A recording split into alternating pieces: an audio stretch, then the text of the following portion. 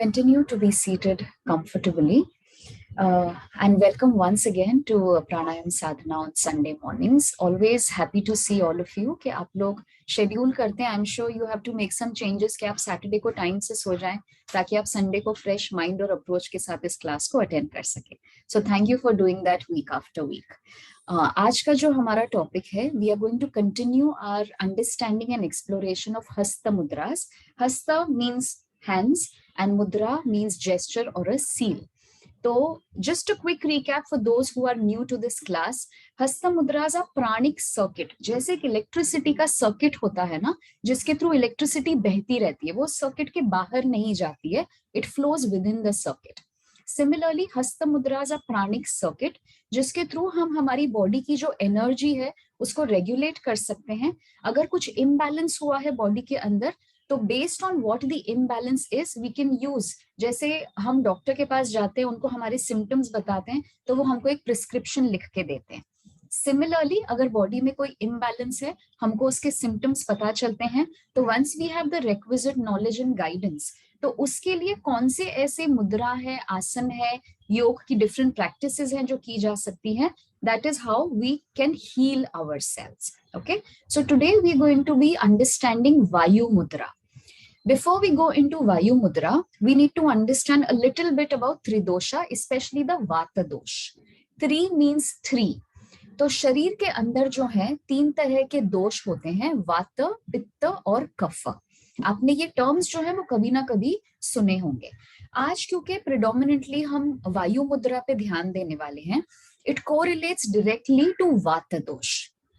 Very important to understand at this point कि ये जो तीन दोष हैं, उसमें से वात दोष जो है उसको किंग ऑफ दोष कहा जाता है.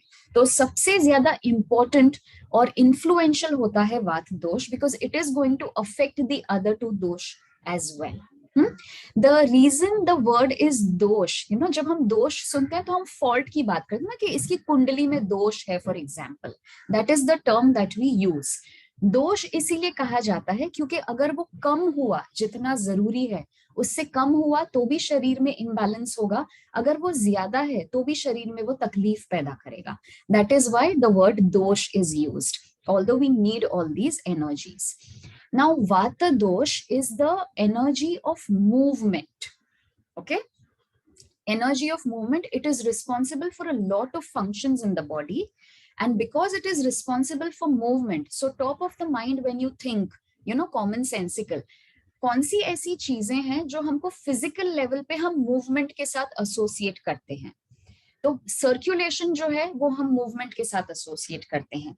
डेफिकेशन जो है, इम्प्योरिटीज को रिलीज करना, मल रिलीज करना बॉडी में से, उसको हम उसको हम मूवमेंट के साथ में एसोसिएट करते हैं.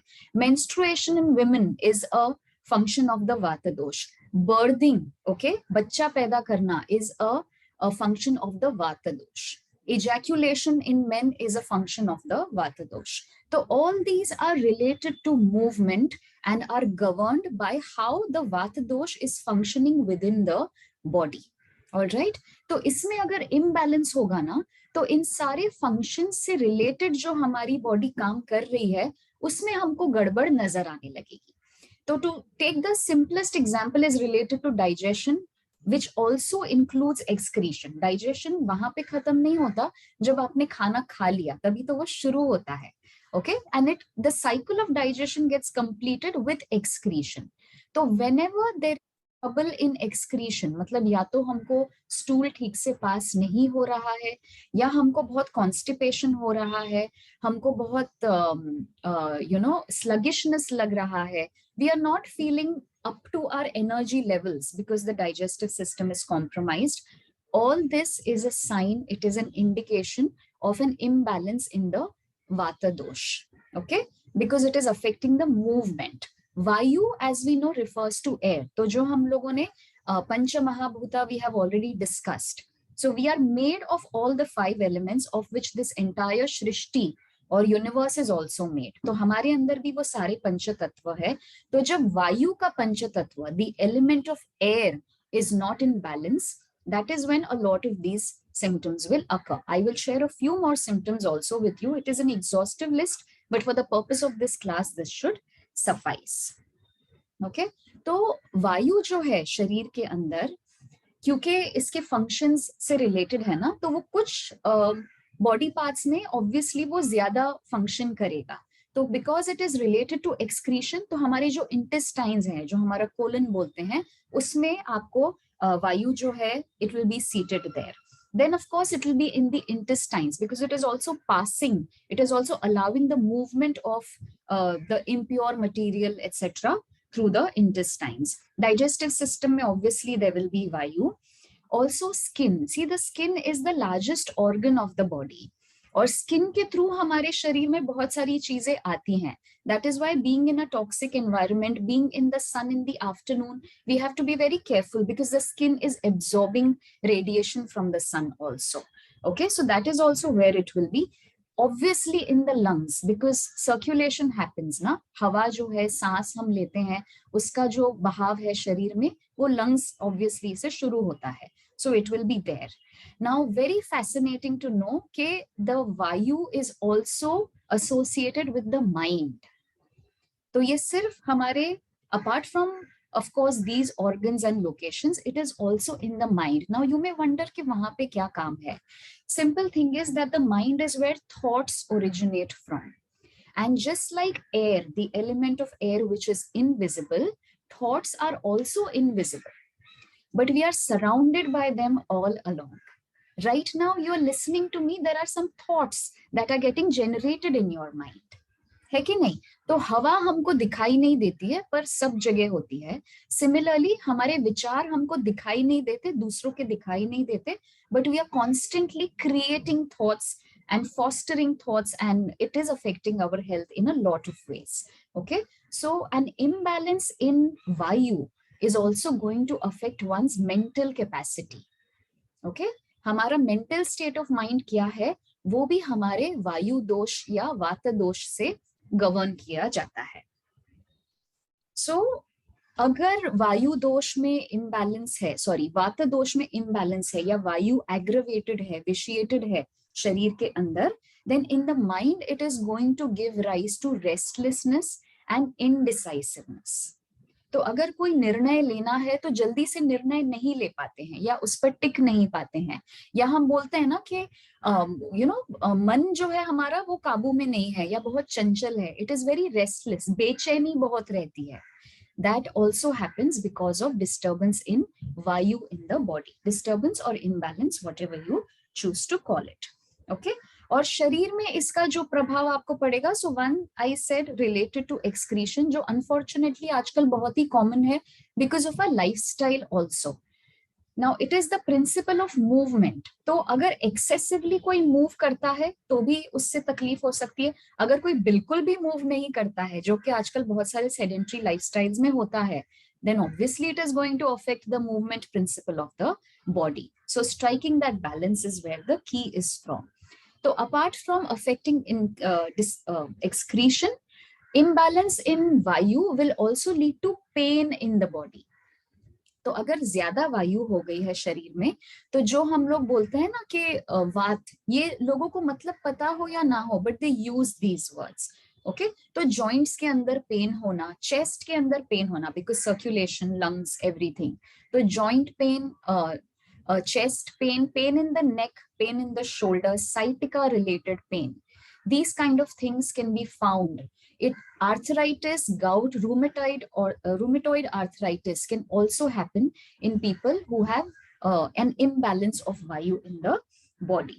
Now at the mental level, how it will affect is there can be anxiety because obviously there is restlessness. There can be fear. डर पैदा हो सकता है दिमाग के अंदर, which obviously will affect the body also. There can be agitation, there can be low energy levels. See, अगर हमारा मन बेचैन होता है, then it directly affects our aura, it affects our energy levels. Anybody with a restless mind is not going to feel very high energy levels at a physical level also. So it is directly correlated. Now because the mind is disturbed, there are aches and pains in the body. तो sleep disturb होती है, insomnia की शिकायतें कि सब कुछ सही कर लिया, टाइम पे सोने भी चले गए पर नींद नहीं आ रही है, because there is no rest here and the body is also not completely at ease. So those things can happen, laziness can happen. At the level of the skin, excessively dry skin or hair या होठों का बहुत ज्यादा फटना, that is also a symptom of imbalance in the vata dosh or the vayu in the body. Okay, so I hope that much is clear. Like I said, it is an exhaustive list, but these are the key things that one needs to keep in mind. अब जरूरी नहीं है कि ये permanently रहेगा. Now, for example, अभी मौसम change हो रहा है. So I live in Mumbai. A lot of you also do. So we know that the weather is changing. Sometimes it is a little cold. Sometimes it is very dry. तो उससे हमारी skin, hair, etc. affect होते हैं. You know, digestion भी कभी-कभी change होता है. That is okay. लेकिन अगर रेगुलर बेसिस पे ये सिम्टम्स किसी को हैं और एक्सेसिवली हैं, देन यू नो कि उनको जो है वो वायु का थोड़ा सा इम्बैलेंस हो गया है. And in that case practising this mudra, as such everybody can practise the mudra, लेकिन एक्सेसिवली नहीं करना है, which I will come to. But if you identify कि ये सिर्फ वेदर ड्रिवन नहीं है, मतलब जितना भी मॉइस्चराइजर आप लगा लो लेकिन आपकी स्किन जो है उस पर कोई फर्क ही नहीं पड़ रहा है, तो the disturbance is internal, it's not just related to the external environment. Okay, so coming to इसको प्रैक्टिस करने का जो सही तरीका क्या है, we will just look at that before we dive into the actual practice. तो रेकमेंडेड ये है कि अगर आप इसको सुबह के समय कर सकें तो वो बहुत ही अच्छा समय होता है. नाउ जैसे हम जानते हैं जब हम सुबह उठते हैं तो we want to pass motion. There are certain activities that we associate with the starting of the day or the morning hours, correct? It is like a ritual that we follow. आप सुबह brush करेंगे, आप सुबह motion pass करेंगे, आप सुबह नहाएंगे. You know, these are things that we follow. So to balance that vayu element, अगर ये सुबह किया जाए तो वो सबसे बेस्ट टाइम माना जाता है. नंदलेस अगर सुबह समय नहीं मिलता या नहीं हो पाता है तो it can also be practised at other times of the day. Hard and fast ऐसे नहीं है. The ideal recommended time is the morning time. Ideally again to be practised on an empty stomach. खाली पेट अगर आप इसको practice कर लेते हैं तो वो बहुत अच्छा होता है. लेकिन अगर आप वैसा नहीं कर पाए तो आपने कुछ खाया हो तो कम से कम 1 घंटा आपको वेट करना चाहिए. अभी जैसे आप लोग क्लास के लिए आए, may be some of you have nibbled on a little something, very little, तो अगर आप 1 घंटा नहीं रुकते हैं तो दैट इज ओके. लेकिन यूजुअली अगर आपने ब्रेकफास्ट कर लिया है, लंच किया है, डिनर किया है, उसके बाद आप प्रैक्टिस करने वाले हैं तो कम से कम 1 घंटे का गैप आपको छोड़ना चाहिए between practicing the vayu mudra. The reason, the logic behind it is very simple. एक तो भरपेट कभी भी अगर आप ऐसे ध्यान लगाने जाएंगे तो जल्दी से ध्यान लगता नहीं है. दूसरा, the energy of the body is focused on digesting what you have eaten, and ideally one should not distract the body from performing the digestion process.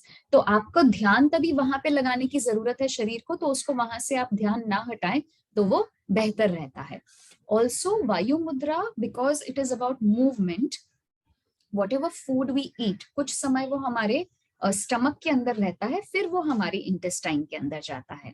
और वो समय और वो जो प्रोसेस है that is important, because that food has to be broken down and then the nutrients from it have to be assimilated into the body. तो उसके साथ भी हम इंटरफियर ना करें, इसके लिए भी ये गैप रखना जरूरी होता है. Okay? The time or the duration for which one should practice, so minimum 10 minutes is what is recommended. मतलब कम से कम आप 10 मिनट करें तब कहीं जाके आपको उसका बेनिफिट होगा. Maximum cap is 45 minutes. ऐसा नहीं है कि मुझे बहुत ही ब्लोटिंग है, बहुत ही कॉन्स्टिपेशन है, बहुत ही दर्द है तो मैं दिन में 2 घंटे बैठ के 3 घंटे बैठ के मैं वायु मुद्रा करती रहूं. That is not recommended. Anything practised in excess is also going to have an impact. तो हमारे शरीर में वायु को हमको बैलेंस करना है. अगर हम एक्सेसिवली ये मुद्रा करेंगे तो वायु डिप्लीट होगी. हमको शरीर से वायु को खत्म नहीं करना है, हमको सिर्फ उसको बैलेंस करना है. Okay, so that is something we need to remember. Minimum 10 minutes, maximum 45 minutes. And it is also said कि जो लोग ये therapeutic, अब जैसे मुझे इनमें से कोई तकलीफ फिलहाल नहीं है, so when I practice it, I will practice it maybe for 10 minutes, 15 minutes, whatever, and I will not go on practicing it till the time कि मुझे अपनी समस्या का समाधान मिले, क्योंकि फिलहाल समस्या नहीं है. There are certain days of the month where I feel bloated and it is related to my cycle, to my menstrual cycle. तो उन दिनों पे I can do it for a little longer and I'm sure it will help. लेकिन अगर किसी को pen है body के अंदर, the kind of pains that I mentioned, वो पेन घूमता भी रह सकता है. My mother has that concern where she says मुझे लगता है कभी पीठ में दर्द हो रहा है, कभी बटक्स में दर्द हो रहा है, कभी घुटने में, कभी हील में दर्द हो रहा है. वो घूमता रहता है. घूमना वात का स्वभाव है, वायु का स्वभाव है घूमना. हवा ठहरती नहीं है ना. So that rotating or that pain which keeps appearing in different parts of the body, which means there is imbalance. So अगर उससे रिलीफ पाने के लिए कोई कर रहा है तो मिनिमम 2 महीने जब कंसिस्टेंटली प्रैक्टिस की जाएगी तब उसका कोई फायदा मिलेगा. Having said that, जब फायदा हो जाए, जब एक्स एंड पेन्स कंट्रोल में आ जाए और आपको लग जाए कि वो समाधान हो गया है, तो फिर कंटिन्यू नहीं करना है एक्सेसिवली. हाँ, जैसे हम दवाई का कोर्स फॉलो करते हैं ना, 3 दिन का, 5 दिन का, उसके बाद अच्छा लगता है, you feel good, you don't keep eating that medicine all your life, right? So this is a healing mechanism. You use it as per the requirement. Do not abuse it. Okay? Do not misuse or abuse it. I'm sure some of you may have questions on that, so I'll take that in the end. So just hold on for now. Okay?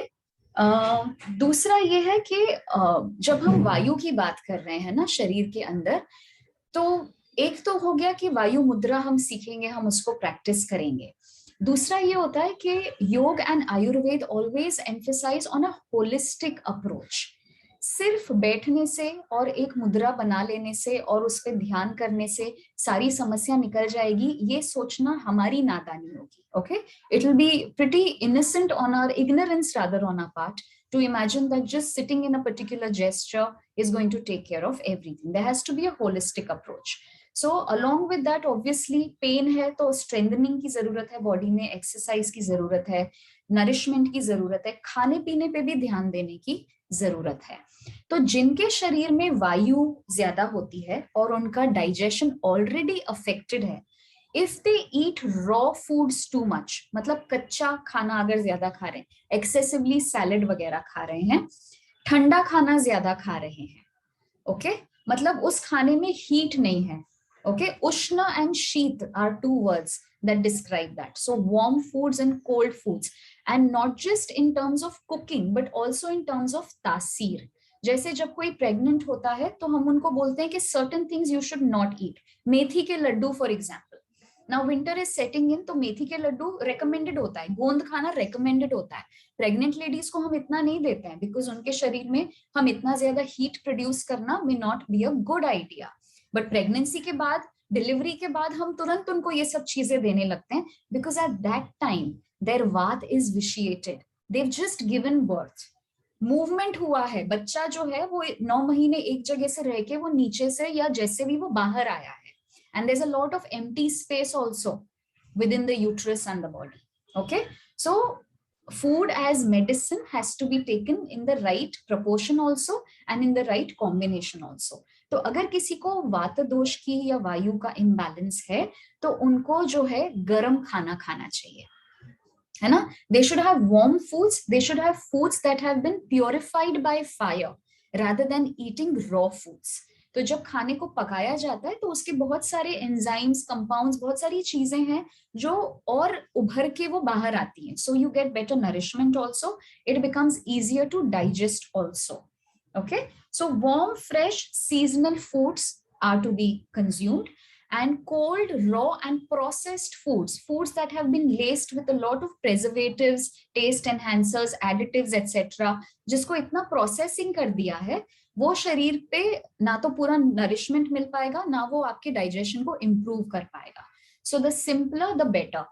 Automatically, see, when we are unwell, we don't feel like eating heavy or rich foods. We want to eat dahi chawal, we want to eat dal khichdi, we want to have a soup, those kind of things. So our body already knows, the body has its innate intelligence.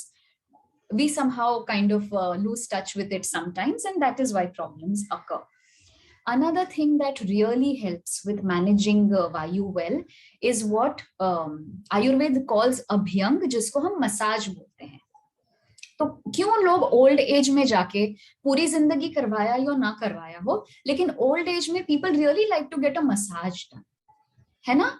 तो वो massage का जो action होता है, see it is movement, आप ऐसे तेल लगा के हाथ लगा के नहीं बैठ जाते, there is constant movement that is happening, there are points that are getting addressed. तो वो मूवमेंट जो है वो भी जो है वात को रिलीज करने में हेल्प करता है। Now the oil that one selects is also very important. तो अभी जैसे थोड़ी बहुत सर्दी का मौसम सेट इन हो रहा है, तो तिल का जो तेल होता है, सेसमी ऑयल, तिल की तासीर गर्म होती है। तो इस मौसम में स्पेशली जब ठंड ज्यादा हो, आप में से कुछ लोग दिल्ली से हैं, तो तिल के तेल से मसाज करना इज अ गुड आइडिया। जब बहुत गर्मी है तब तिल का तेल नहीं इस्तेमाल करते हैं, तब नारियल का तेल इस्तेमाल करते हैं, because coconut has cooling properties. All right, so this is what a holistic approach to it is like. सिर्फ एक हस्त मुद्रा बना के बैठ जाने से और सांस लेने छोड़ने से it may not get completely addressed. A full 360-degree approach is required. Okay, so now we will go into the actual technique and the understanding the mechanism कि इसके फायदा होता कैसे, exactly क्या होता है. So we've already gone through the Pancha Mahabhuta and we already know कि वो कहाँ पे represented होते हैं. तो this जो हमारा अंगूठा है, this is the Agni or the fire element. This is the Vayu or the wind element. ठीक है, तो ये जो मुद्रा हम बनाएंगे ना, इसमें इन दोनों का इस्तेमाल होने वाला है। हाउ यू स्टार्ट इज कि आप अपनी इंडेक्स फिंगर जो है, पहले एक बार देख लीजिए, आप अपनी इंडेक्स फिंगर जो है उसको आप अपने थंब के बेस पर लेकर आएंगे और फिर आप अपने थंब से इसको मॉडरेटली प्रेस करेंगे। एकदम ढीला नहीं रखना है, एकदम कस के नहीं दबाना है, आपको मॉडरेटली इसको रखना है, बाकी 3 उंगलियां आपकी खुली रहेंगी। दिस इज द वायु मुद्रा। Now why does this work, इसके पीछे का साइंस क्या है। तो एक तो जो वायु है उसको आपने जो है वो बंद करके रखा है और उसके ऊपर जो है ये अग्नि अपना काम कर रही है। Now think of it as a common sensical thing. अब लाइक वी सेड कि विंटर्स आर सेटिंग इन, तो जब ज्यादा ठंड हो जाती है तो हम गर्म कपड़े पहन लेते हैं ना। जो नीचे सिक्योरिटी वाले बैठते हैं वो थोड़ा आग जला देते हैं, we don't turn on the AC, we try to change the temperature, correct, and we do it by generating some warmth, some heat in the environment internally and externally. So similarly, अगर वायु बहुत ज्यादा हो गई है तो आप जब उस पे अंगूठे को रख के मॉडरेटली इस पे प्रेशर लगाते हैं, तो ये जो अग्नि का एलिमेंट है वो वायु को बैलेंस करने में हेल्प करता है। That is what the science is, that is why it works. जब आप ये नया नया करेंगे ना तो थोड़ा अनकंफर्टेबल होता है, एक तो आपको प्रेस भी करना है और जैसे ही आप ये उंगली बंद करें ना तो यहाँ की नसें आपको बहुत अक्यूटली फील होने लगती है, because it is working on your circulation. तो इनिशियल डिस्कम्फर्ट थोड़ा सा रहेगा, I am sure you will overcome it in no time and then you will be able to practise more comfortably. ठीक है, तो अभी वील स्टार्ट प्रैक्टिसिंग।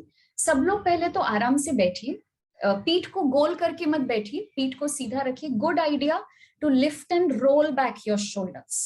चेस्ट को अच्छे से खुला रखिए। अगर किसी को भी बैक रेस्ट यूज करना है, आपको पीठ कहीं पे लगा के बैठना है, that is okay.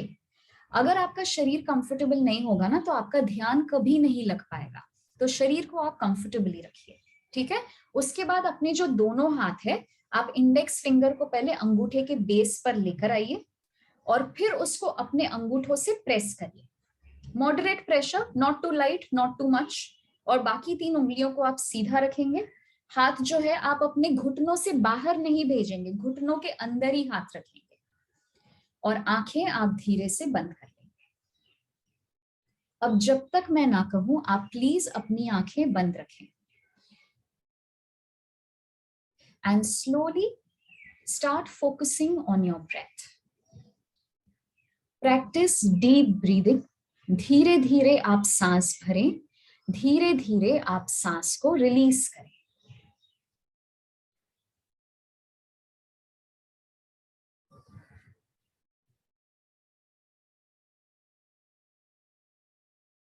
Pratima, chin up a little bit, that's better। नीचे की तरफ गर्दन नहीं रखनी है, पूरा मेरुदंड या स्पाइनल कॉर्ड हमको बिल्कुल सीधा रखना है।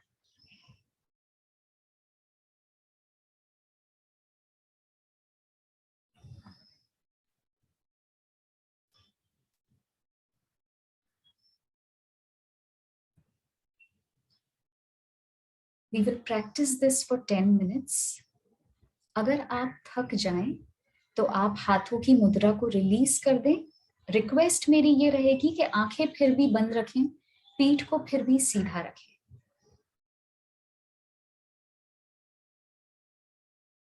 और जब आप तैयार हो तो आप फिर से मुद्रा लगा के शुरू करें।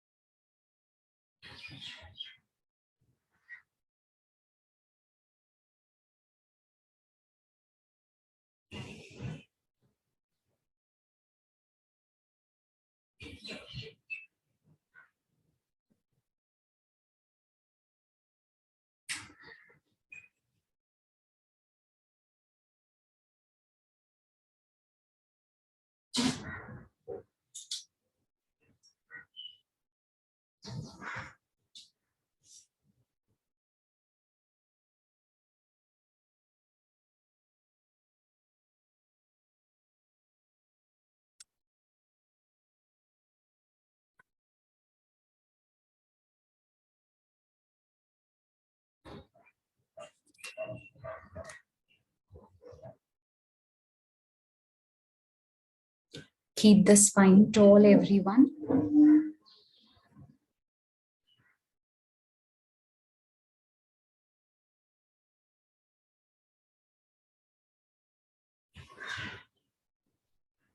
Renuka ji, chin down a little bit. That's okay. Correct.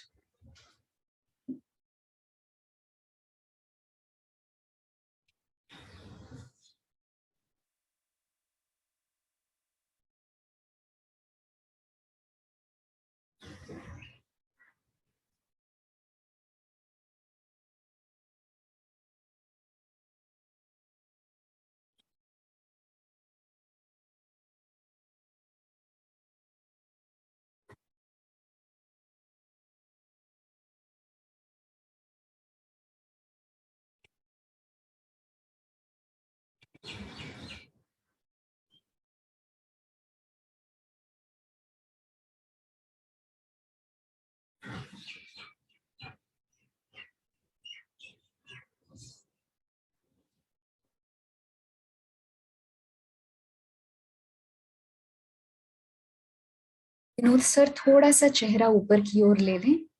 Yes.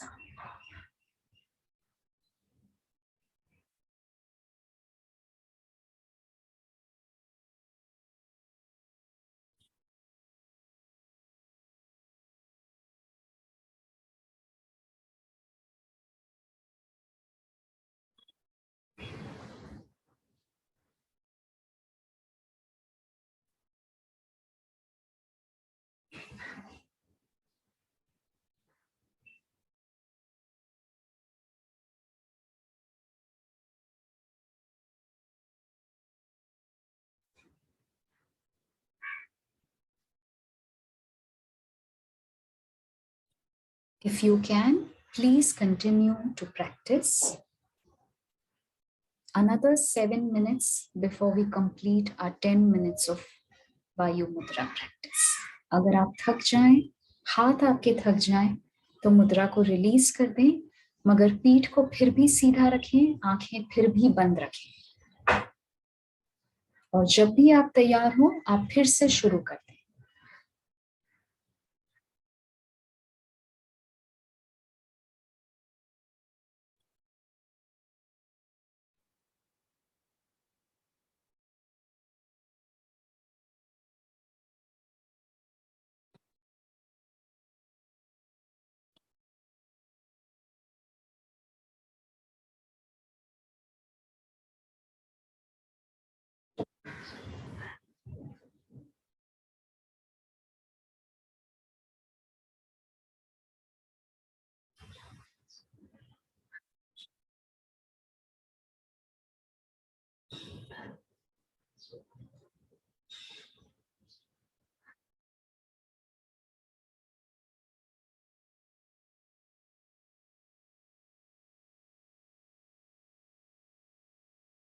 अगर आपको लगे कि आपकी पीठ राउंड हो गई है तो उसको धीरे से सीधा कर लें।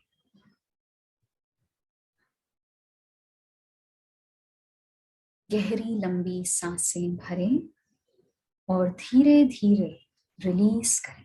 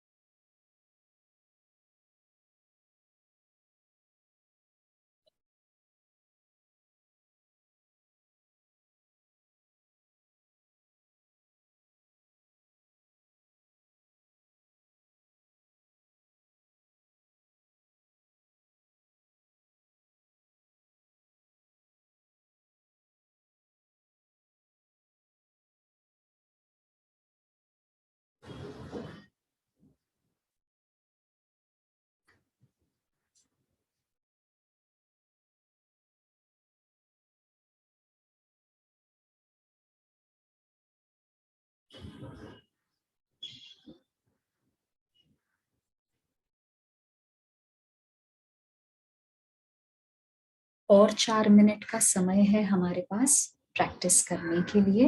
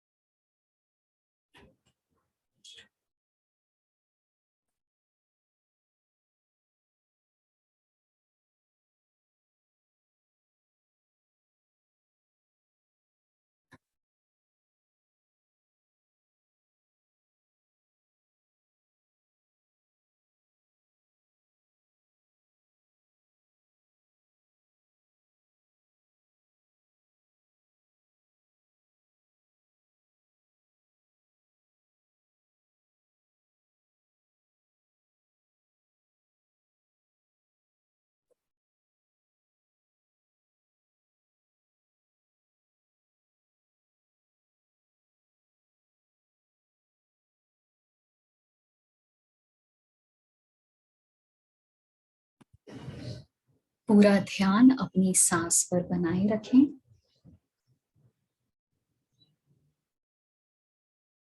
धीरे धीरे सांस भरें। धीरे धीरे जितनी सांस भरी है वो पूरी खाली होने के बाद फिर दूसरी सांस भरें।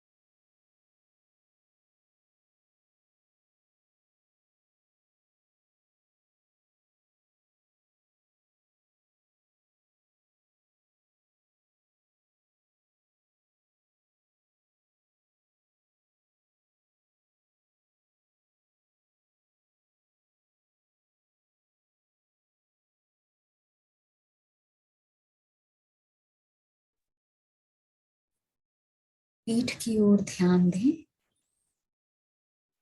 उसे सीधा रखें।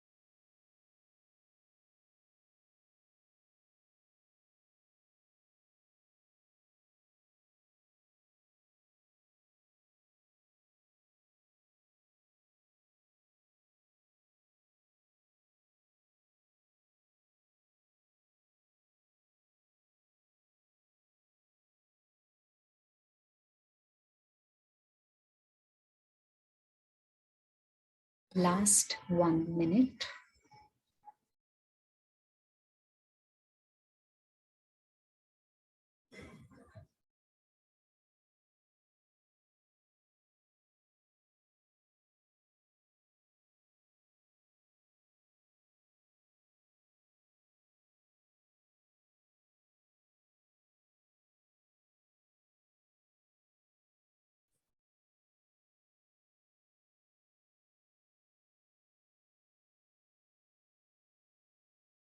अब धीरे से आप हस्त मुद्रा को रिलीज कर लें, आंखें बंद ही रखें।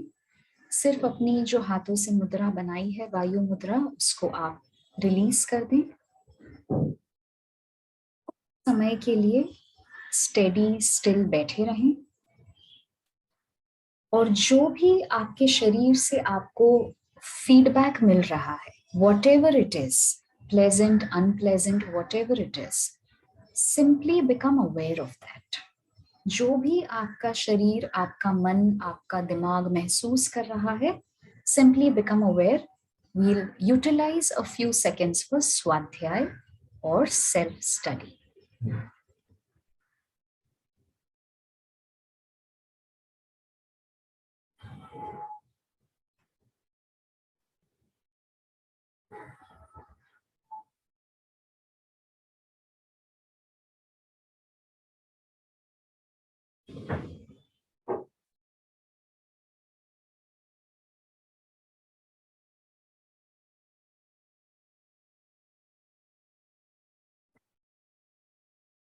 धीरे से हाथों की उंगलियों में हलचल करें, हथेलियां मिलाएं, घर्षण करें आराम से, not too fast, we don't want to dissipate our energy. बहुत ही हल्के हाथों से आप घर्षण करें और बंद आंखों पर लगा दें हथेलियों को। Cover your closed eyes with your palms. Keep your eyes closed. Gently massage your face if you wish to. फिर से आप अपने हाथ जो है वो बंद आंखों पर लगे। Some of us are sitting in very bright light and I don't want you to get exposed to it immediately. तो आंखों को कवर्ड रखते हुए आप अपनी आंखें खोलें। While keeping them cupped with your palms loosely, you open your eyes and rotate your eyeballs clockwise and anti-clockwise. फिर आप धीरे से हाथ हटाकर अपनी आंखें खोल सकते हैं। If anyone has any questions, I will try my best to answer them to the best of my understanding. तो किसी को भी पूछना हो तो आप अनम्यूट करके पूछ सकते हैं।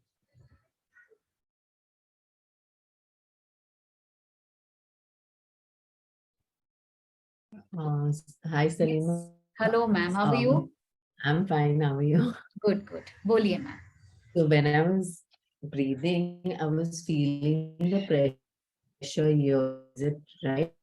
It is all right. We will go a little deeper into this a little ahead. जब हम चक्रस के साथ में भी प्राणायाम और मेडिटेशन सीखेंगे, तब आपको ये कोरिलेशन बेटर समझ में आएगा. But there is nothing wrong with what you just experienced. We will only dig deeper into it a little more months of practice later. But सही है, जो आपको लगा वो बिल्कुल ठीक है. Nothing to worry. Okay, ma'am. Please go back to mute mode. Renuka ji, you have a question? आ जाइए। Hi Salima, I actually have Sandhivat in my fingers. So I noted that in one hand I couldn't keep the posture steady. It was releasing a little. So would I be able to practice it throughout? Is something that I had in my mind. थोड़ा effort ज्यादा लगेगा। तो जब आप कर रहे थे, which hand are we talking about? Right hand. तो जब आप कर रहे थे तो वहां पे फिजिटी लग रहा था क्या? It wasn't staying. It was the second finger was slowly going back to strengthening itself slowly. So I had to keep it back in place, actually at the root of the thumb. Correct. And again press a little more so that it stays there. Right right. So करते करते हो जाएगा, but आप करेंगे तो आपको benefit इससे definitely मिलेगा। इनफैक्ट ये थोड़ा ज्यादा थेरेपी की तरफ है। तो मैं ये नहीं कह रही हूँ आप जाके आपके पहचान में कोई हो तो उनसे कहिए, लेकिन जिनको पार्किंसंस होता है, so fidgetiness, not being able to sit still, कुछ लोग हम देखते हैं ना, अगर वो बैठे भी हैं कुर्सी पे तो उनके पैर हमेशा मूव होते रहते हैं। Okay, that is also an indication of an imbalance of the vayu in the body. तो पार्किंसंस अगर किसी को है तो उनके ये मुद्रा करने से उनके भी जो वो सिम्टम्स होते हैं, हाथों का जो इनवॉलंटरी मूवमेंट होता है, that can be brought back in check. तो definitely Renuka ji, you will benefit by doing this. With time and practice you may start feeling a difference and it may not be so much of a struggle to keep it in place. तो करते रहिएगा. Okay, anyone else? Anjali ji को कोई सवाल है? I guess yes ma'am.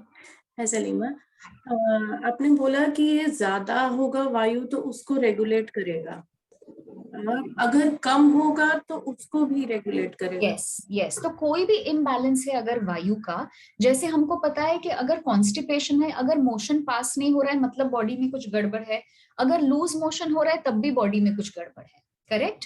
So whether it is an excess of vayu or whether it is a depletion or imbalance of vayu, it will work towards restoring the balance. तो दोनों ही सूरतों में वो काम करेगा. Good question. Anyone else? किसी का और कोई सवाल? ओके, तो क्योंकि अभी कोई सवाल नहीं है, हमारे पास शवासन के पहले भी थोड़ा समय है, तो लाइक वी अंडरस्टूड के जो मेंटल रेस्टलेसनेस है उसको भी हेल्प करता है ये बैलेंस करने में. And another thing that we've learned in the previous classes, one done by Ekta, was that Omkar chanting is very, very beneficial at the mental level also. तो अभी हम जो है हम रेगुलर हमारी ज्ञान मुद्रा लगा के we will practice ओमकार. तो एक बार जो है मैं ओमकार आपको करके बताती हूँ. आप कोशिश करें जितना आप उसको लंबा कर सके, स्पेशली द म स्वर जो होठों को बंद करने के बाद किया जाता है. तो ये हम साथ में नहीं करेंगे, मतलब जब आप प्रैक्टिस करेंगे तब मैं नहीं करूंगी, वरना आप जो है आपको डिस्ट्रैक्शन होगा. So I will also stay on mute and practise and you can also practise at your end. मैं एक बार बस आपको करके दिखा रही हूँ. So you can do this in the regular gyan mudra. एक बार सुन लीजिए. पीठ हमेशा सीधी रखें, आंखें हल्के से बंद रखें और हमेशा डीप ब्रेथ के साथ में शुरू करें.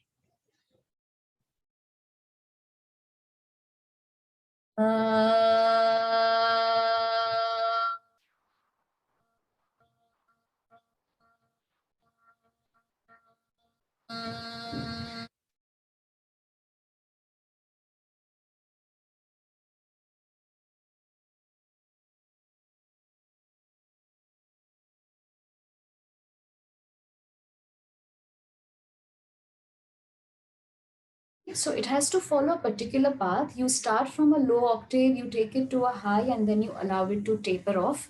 जब तक पूरी सांस आपकी खत्म नहीं हो जाती है तब तक आपको ओमकार का चैंटिंग करना है. फिर जब आपने एक कर लिया, फिर हो सकता है, जरूरी नहीं है, it will be the same for everybody. Some people may want to take 1 or 2 natural breaths, then again take a deep breath and then start Omkar chanting again. Some people will be okay कि अभी एक Omkar chanting खत्म हुआ, तुरंत पूरी सांस भर ली, तुरंत शुरू कर दिया. आपके लिए जो सही है, आपके शरीर को जो ठीक लगता है, आप वैसे करिए. ठीक है? आपको खुद के लिए काउंट करना होगा. 11 बार करेंगे, 11 टाइम्स. तो सबसे पहले आप अपने कांधों को उठा के role back your shoulders, keep them relaxed and open. The chest should be open. और हाथ जो है आप अपनी ज्ञान मुद्रा में रख लें. हाथ आपके घुटनों से बाहर नहीं जाने चाहिए. It is a pranic circuit. You want the energy to flow back into your body, not get depleted. आंखें आप जेंटली बंद रखें. फेस को बिल्कुल काम रखें. माथे पर अगर शिकन है उसको दूर करें.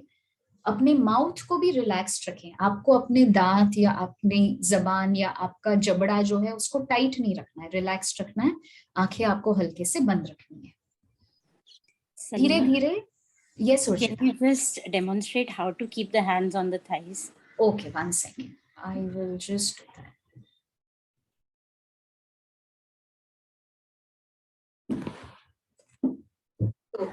Okay, तो ऐसे हाथ बाहर नहीं जाने चाहिए. This is where my knees are.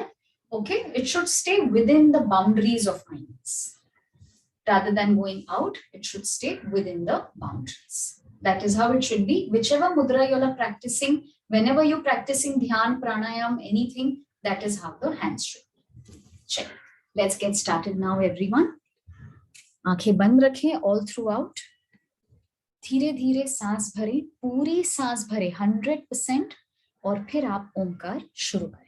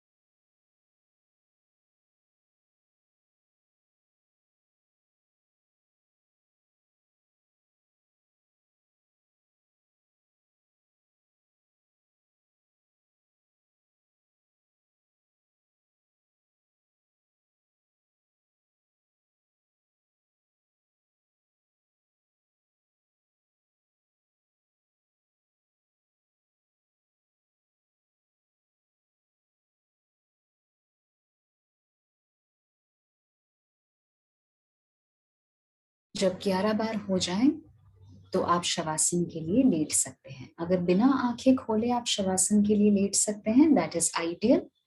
Otherwise whatever works for you.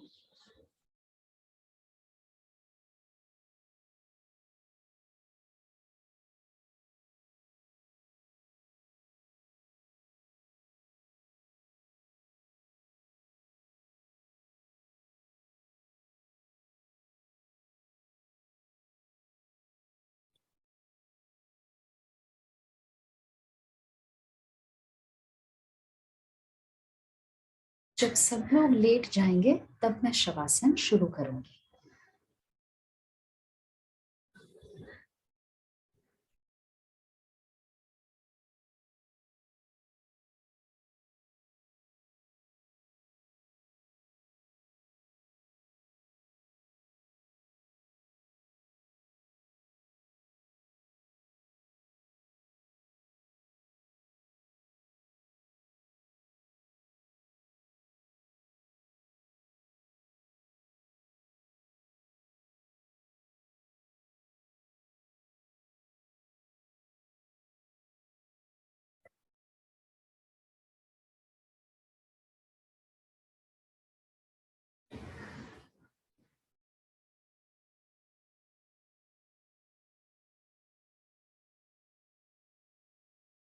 जो लेट गए हैं वो अपने शरीर को रिलैक्स करने का प्रोसेस मेंटली शुरू कर दें। Once everybody lies down, my instructions will follow. Since nobody needs to see me or see anything during Shavasana, my video is currently off.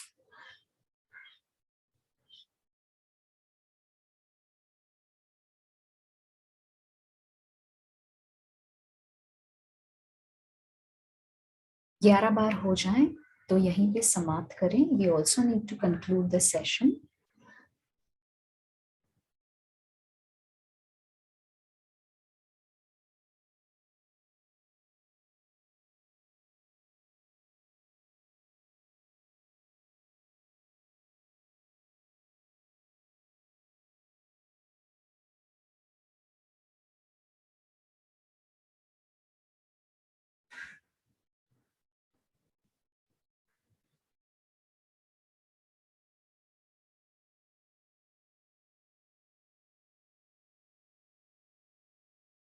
पैरों में फासला रहेगा, हथेलियां खुली हुई आकाश की ओर, आंखें बंद.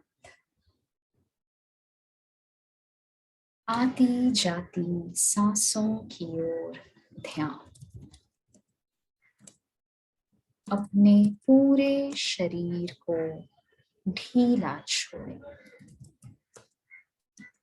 पैरों से शुरुआत करते हुए पैरों की उंगलियां, तलवे, एड़ी, एंकल जॉइंट्स, पिंडली, घुटने, जंघा बिल्कुल ढीले, बिल्कुल रिलैक्स्ड.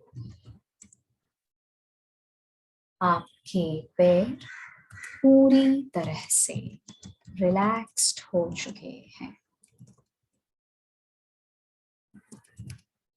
अपना पूरा ध्यान नाभि की ओर ले आए.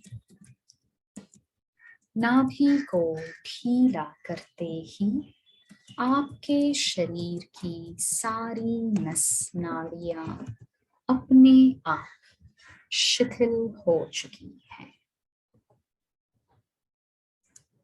अपने पेट, पीठ, मेरुदंड यानी स्पाइनल कॉर्ड को भी ढीला करें. अपने चेस्ट मसल्स और शोल्डर्स को भी रिलैक्स करें. शोल्डर्स के अगल बगल आपके दोनों हाथ, हाथों की उंगलियां, कलाई, कोहनी बिल्कुल ढीली, बिल्कुल रिलैक्स्ड. अपनी गर्दन को भी ढीला छोड़ें. बंद नेत्रों में ही चेहरे की ओर ध्यान ले आए.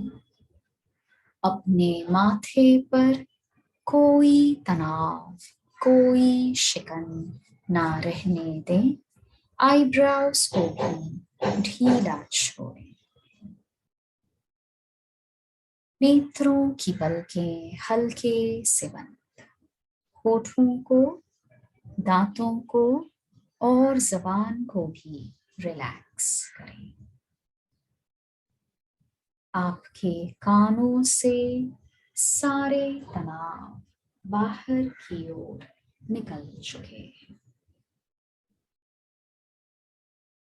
अपना पूरा ध्यान आईब्रोज के बीच में मस्तिष्क की ओर केंद्रित करें. आपका पूरा शरीर मस्तिष्क से लेकर पैरों की उंगलियों तक बिल्कुल ढीला, बिल्कुल रिलैक्स्ड हो चुका है. आपका पूरा शरीर शांत, शांत, शांत हो चुका है.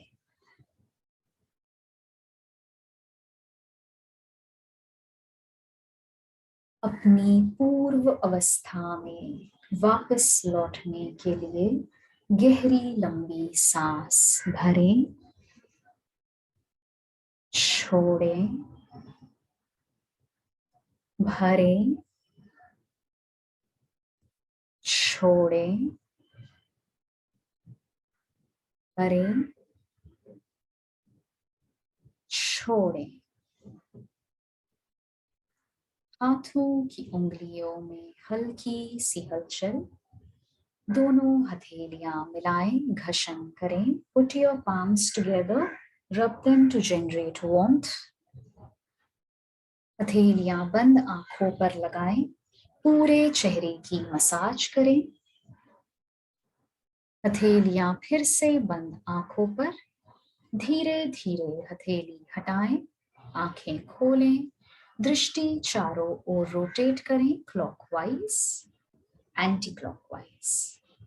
लेफ्ट हाथ पीछे ले जाएं, लेफ्ट साइड करवट लें, कुछ देर रिलैक्स होकर रुकें। विद्या प्लीज टेक केयर कि आप लेफ्ट से करवट लेकर उठें। अभी तो हो गया, but remember for next time. दोनों हाथों का सहारा लेते हुए धीरे से उठकर बैठ जाएं। Turn to your left everybody and then gently sit up. एक बार ओंकार करेंगे सभी लोग before we conclude the class. हाथ ज्ञान मुद्रा में, पीठ सीधी, आंखें बंद, गहरी लंबी सांस भरें।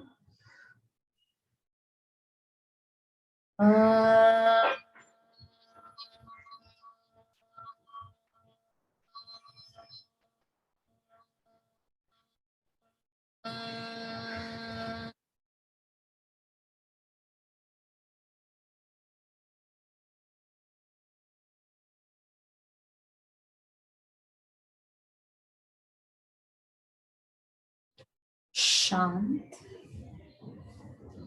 ओंकार के वाइब्रेशंस अपने अंदर महसूस करें। एक बार गहरी लंबी सांस भरें, धीरे रिलीज करें। जब भी आप तैयार हों, बहुत आराम से दोनों आंखें खोलें। Thank you and namaste everyone. Thank you once again for showing up. We will see you with another session of pranayam next Sunday. Till then, take care. Goodbye. Thank you. Thank you everyone. Thank you. Thank you.